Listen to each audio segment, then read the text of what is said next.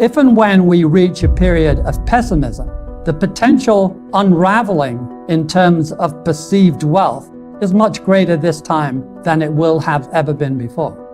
I think since I said that, we could take out the rivaling 1929 and 2000. I think we've gone way past that. There are examples of large-scale craziness and meme investing, etc., for which there is simply no parallel in 1929 even, or 2000. 2000 had pet.coms, and they were kind of glorious, but they were scores of millions or a few hundred million.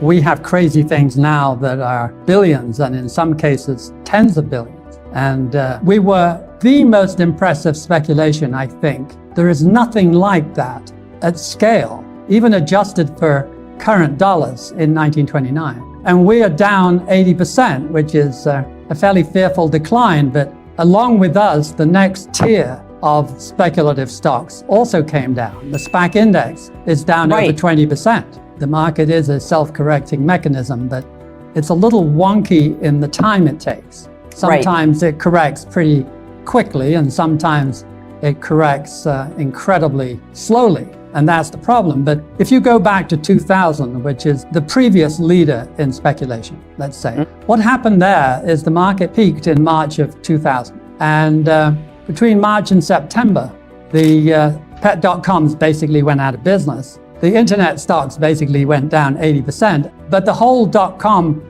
the whole TMT bubble burst, and the industry, which had been 30% of the market, declined by 50%. The S&P was unchanged. And you could have said during that 5-month, 6-month window, oh, isn't that healthy? They're selling the flakiest pet.coms and they're buying Coca-Cola. What's not to like about that? That's exactly what happened. And I like to think of them as the kind of pessimism termites. They ate through the craziest first, and then the junior growth stocks, and then the intermediate growth stocks, and then finally Cisco, which was for 8 minutes or so the biggest company in the world by market cap.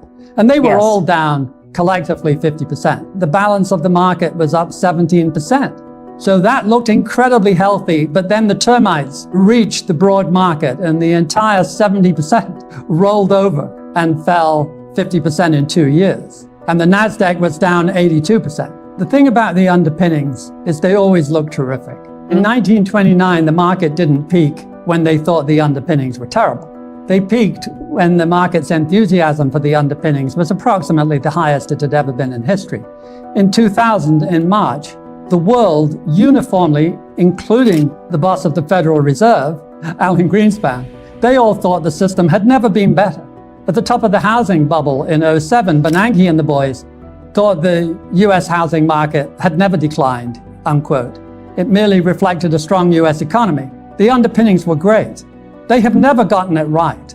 The Federal Reserve in particular has never had a clue about asset bubbles. It doesn't even address it. They act as if they don't exist, except on the upside, they occasionally take credit for the wealth